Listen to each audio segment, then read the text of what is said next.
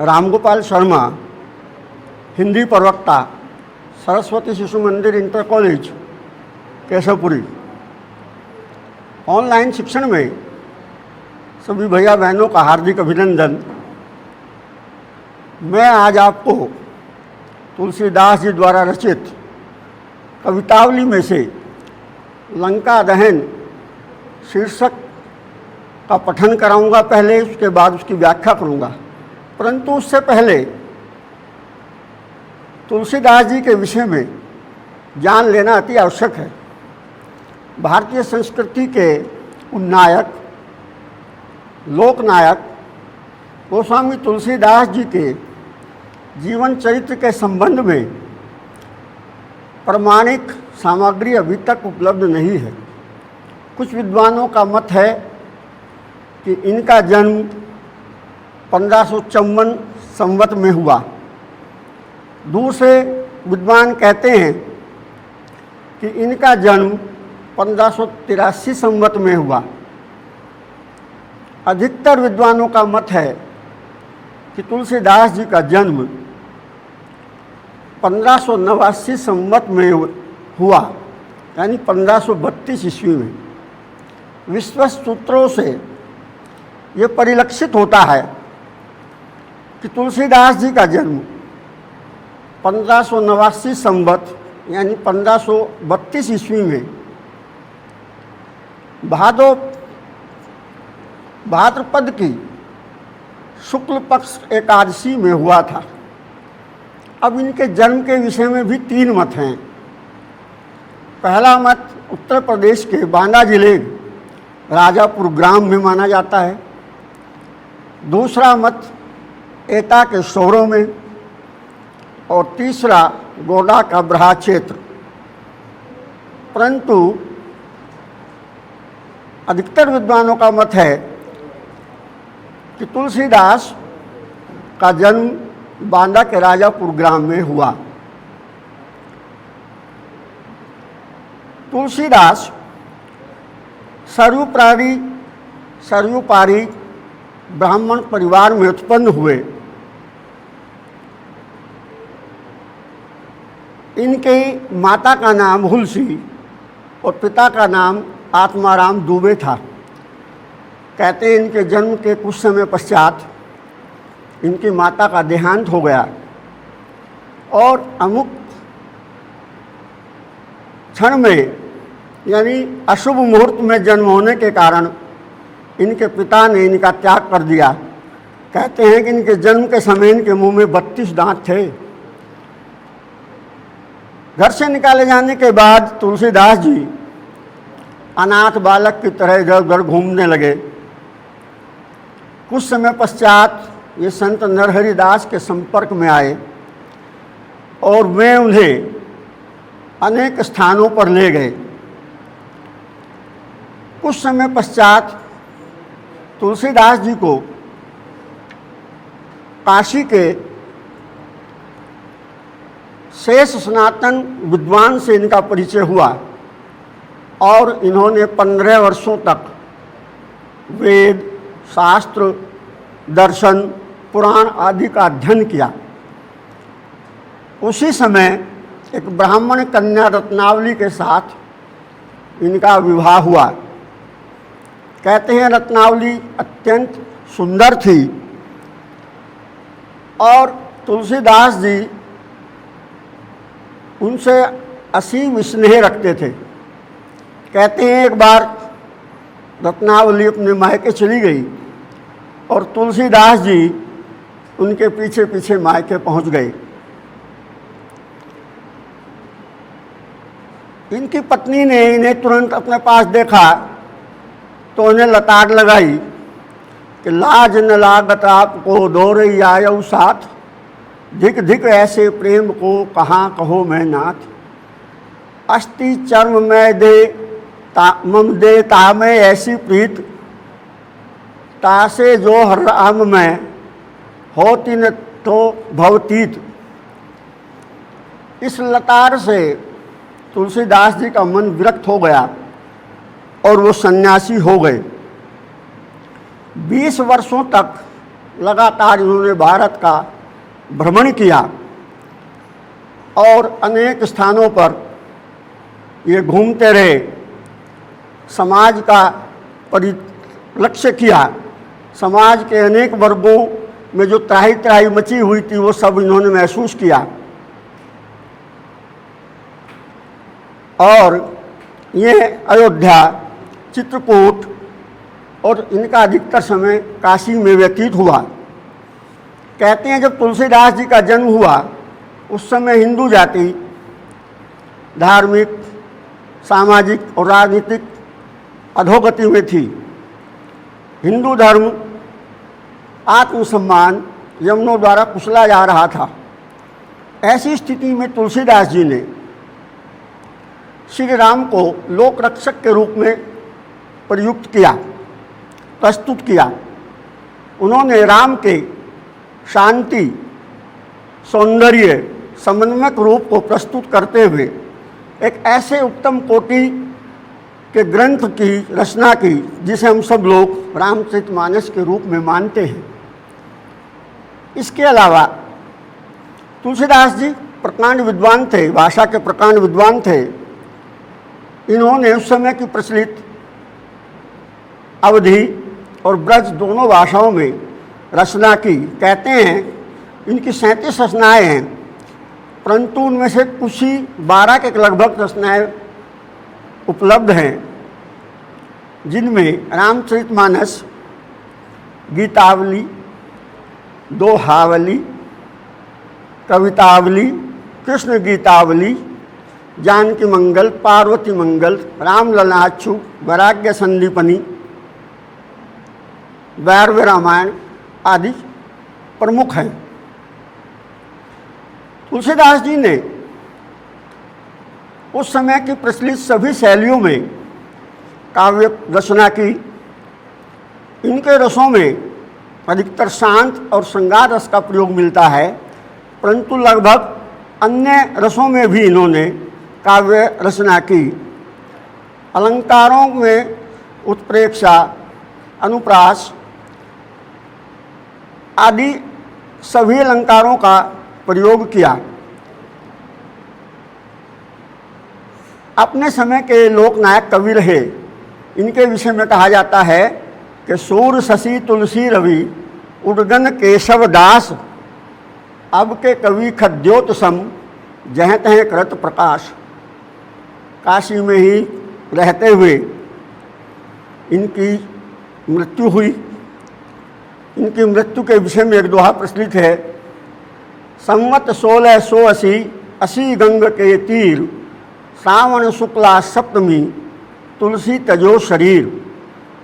कुछ विद्वान मानते हैं कि सावन कृष्णा तीज सदी तुलसी तजो शरीर। ये था तुलसीदास जी के विषय में। अब लंका दहन शीर्षक का हम पठन करेंगे और उसकी व्याख्या भी बताऊंगा मैं। इसके विषय में थोड़ा परिचित करा दूं आपको कि ये उस समय का वर्णन है जब हनुमान जी ने सीता की खोज की और अशोक वाटिका में फल खाकर क्षुधा शांत की और वहाँ के वृक्षों को उजाड़ा, जिसकी सूचना रावण के पास तक पहुँची और रावण ने मेघनाथ द्वारा हनुमान जी को बंदी बनाया गया।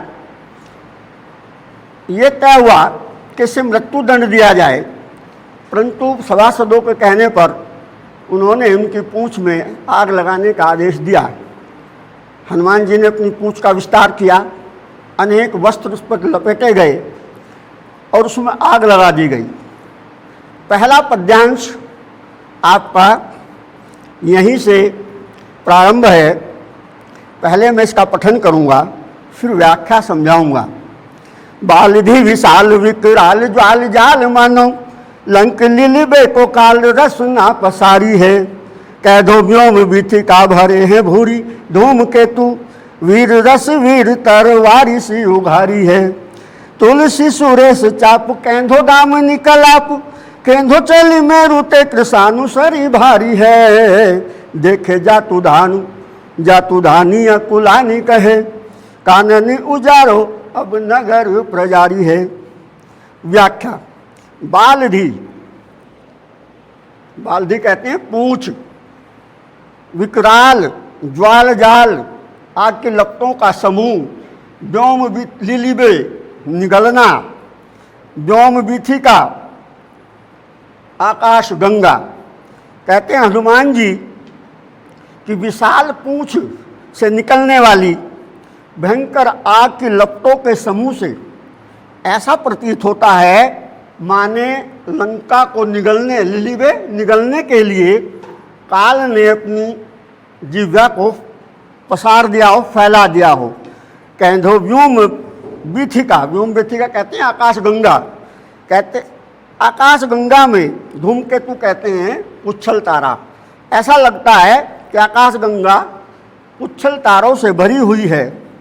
अथवा वीर रस ने वीर रूप धारण करके म्यान से अपनी तलवार को निकाल लिया हो। तुलसी सुरेश चाप कैंधो दामिनी कलाप। तुलसीदास जी कहते हैं कि यह सुरेश कहते हैं इंद्र, इंद्र का चाप माने धनुष, ये इंद्र का धनुष है। अथवा दामिनी कलाप, ये बिजलियों का समूह है। या सुमेरु पर्वत से कृशानुसरी आग की नदी, ऐसा लगता है कि सुमेरु पर्वत से आग की नदी प्रवाहित होती चली आ रही है। देखे जातु धानी अकुलानी कहे। तुलसीदास जी कहते हैं कि हनुमान जी के विकराल रूप को देखकर निशाचर और निशाचरियाँ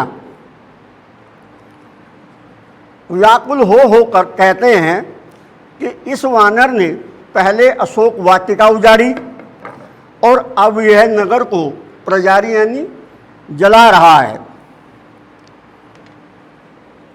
अब दूसरा पद्यांश का पठन करेंगे।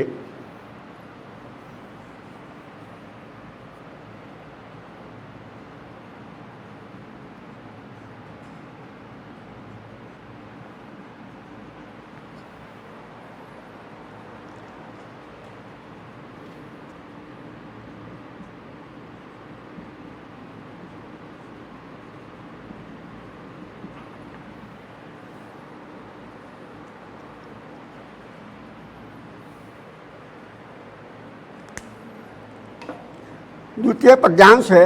हाट वाट कोट ओट अटनी अघार पोरी। खोरी खोरी दौरी दौरी दिन अति लागी है। आरत पुकारत संभारत न को काहू। व्याकुल जहाँ सो तहाँ लोग चले भागी हैं।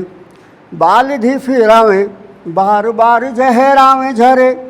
बूंदिया सी लंक पगिलाई पाग पागी है। तुलसी बिलो की अकुलानी जातु धानी कहे। चित्रहूँ के कपिसो निशाचर न लागी हैं। हाट, हाट कहते हैं बाजार, बाट मार्ग, कोट किले की आड़, अटनी अटारी, अगार घर, पोरी दरवाजा। हनुमान जी ने बाजार, मार्ग, किले की आड़, अटारी, घर और दरवाजे और खोरी खोरी, खोरी खोरी कहते हैं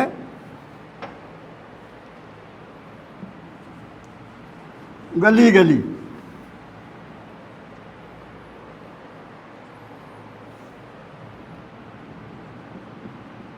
खोरी खोरी, गली गली।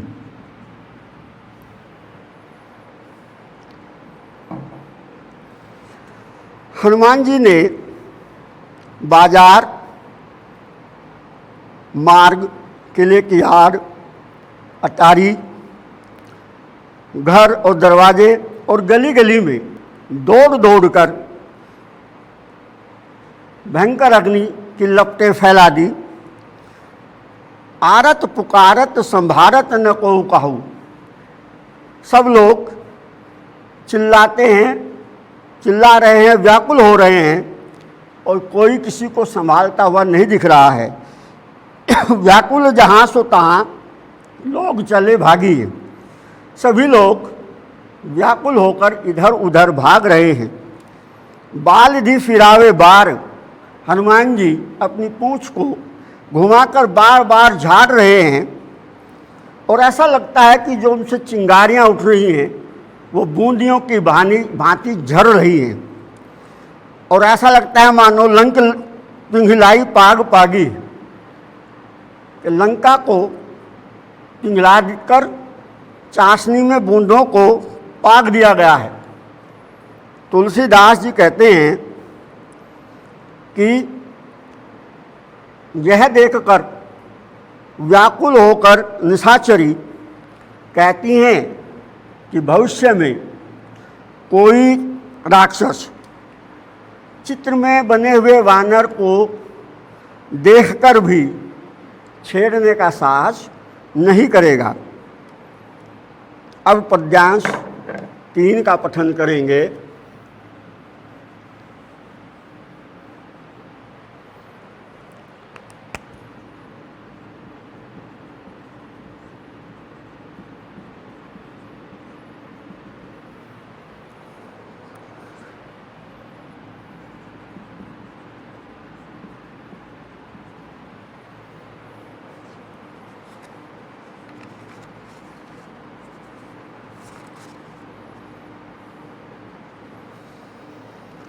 लपट कराल ज्वाल जाल माल दहूँ दिशी, धूम अकुलाने पहचाने कौन काही रे। पानी को ललात बिल लात जरे गात जात, परे पाई माल जात भात तू निबाही रे।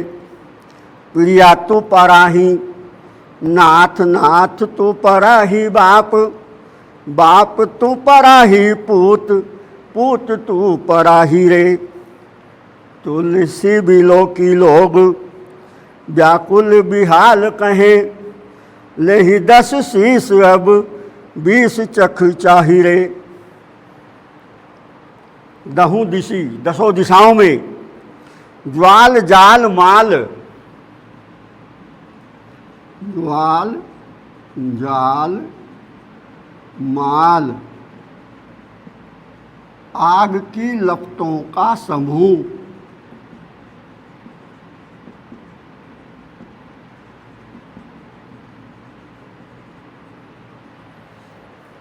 दसों दिशाओं में आग की लपटों का समूह, यानी आग की लपटें फैल गई हैं। और धूम, धूम कहते हैं धुआं। धुआं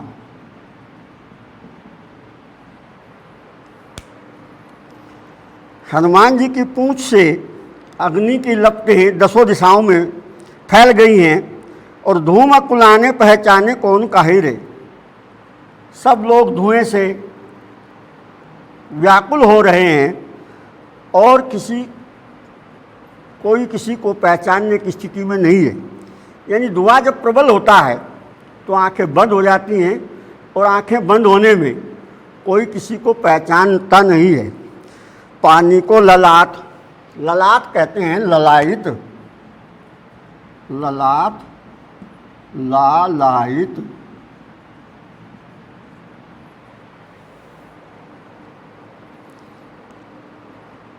बिललाट व्याकुल,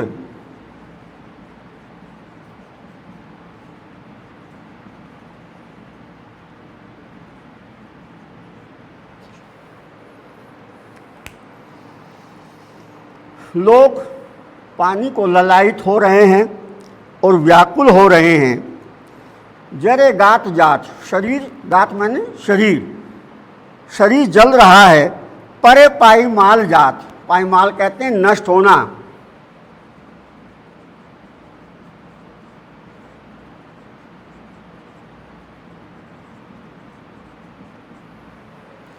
लोग पानी को ललायित हो रहे हैं और व्याकुल हो रहे हैं। शरीर जल रहा है, सब नष्ट हुए जाते हैं। भ्राते ही तू निभाई रे, और पुकार कर कहते हैं कि हे भाइयों हमें बचा लो। निभाही बचा लो, निबाही बचा लो। प्रिया तू परा ही नात, नात तू परा ही बाप, बाप तू परा ही पूत, पूत तू परा ही रे। पति स्त्री से कहता है कि हे प्रिया तुम भाग जाओ, पराही कहते हैं भाग जाओ।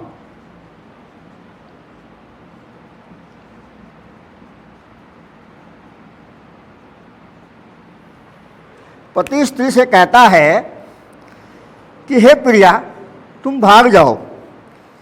स्त्री अपने पति से कहती है हे नाथ तुम भाग जाओ, बाप तू पराही, पूत पूत तू पराही रे। पराही कहते हैं भागना। पुत्र पिताजी से कह रहा है कि हे पिताजी आप यहाँ से चले जाइए, भाग जाइए। और पिता पुत्र से कह रहा है कि आप यहाँ से हट जाइए, भाग जाइए। तुलसी भी लोक लोग व्याकल विभाल कहे। तुलसीदास जी कहते हैं कि वहाँ चारों ओर भीषण हाहाकार मच रहा था और लोग व्याकुल होकर कहते हैं कि हे रावण तुमने जो किया है से 20 आँखों से यानी भली भांति देख लो, विचार कर लो कि तुमने क्या किया है। अब इसका अंतिम पद्यांश का पठन करेंगे।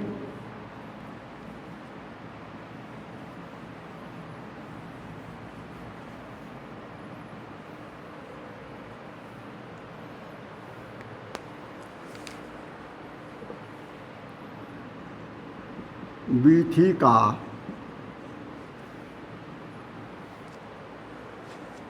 जाहि रोकिए।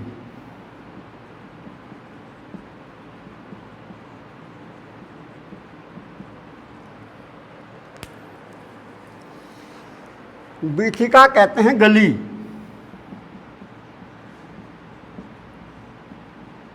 गली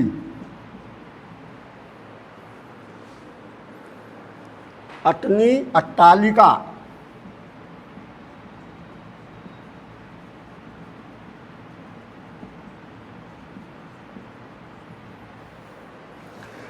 बीथिका बाजार प्रति, अटनी अर्दार प्रति, पवरी पगार प्रति वानर विलोकिए। अध ऊर्ध वानर विदिशि दिशि वानर हुए, मानहु रयो भरी वानर तिलोकिए। मूंदे आँखी हिये में उघारी आँखी आगे ठाड़ो, ढाई जाए जहाँ तहाँ और को किए। लेहु अब लेहु तब कोई न सिखाओ मानो, सोई सतराई जाई जाही जाही रोकिए। गलियों में, बाजारों में, अट्टालिकाओं में, घरों में, दरवाज़ों में, दीवारों में चारों ओर वानर यानी बंदर ही बंदर दिखाई देते हैं। अध नीचे,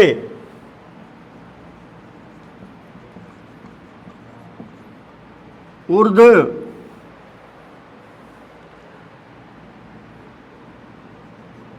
ऊपर,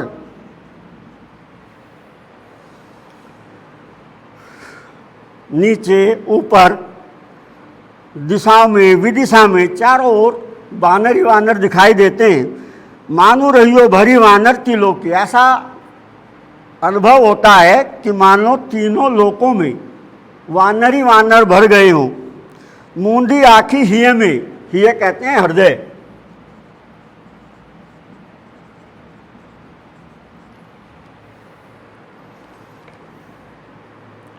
अगर आँख बंद कर लेते हैं तो हृदय में वानर ही वानर दिखाई देते हैं। उघारो आँखी आगे ठाड़ो, और हृदय में बंदर दिख रहे हैं, परंतु आँख खोलते हैं तो सामने बंदर ही बंदर खड़े दिखाई देते हैं। दाई जहाँ तहाँ तहाँ और को किए। इधर उधर जहाँ तहाँ भी देखें वो सब बंदर ही बंदर दिखाई देते हैं, कोई किसी को नहीं देखता। लेहू अब लेहू तब कौन न सिखाओ मानो। जब हम कहते थे कि भाई हमारी बात मान लो, ये साधारण वानर नहीं है, तब तो हमारी बात किसी ने नहीं मानी। सोई सतराई जाई जाही जाही रोकिए। और जिसे जिसे भी हम कहते थे या रोकते थे वही हमसे चिढ़ जाता था।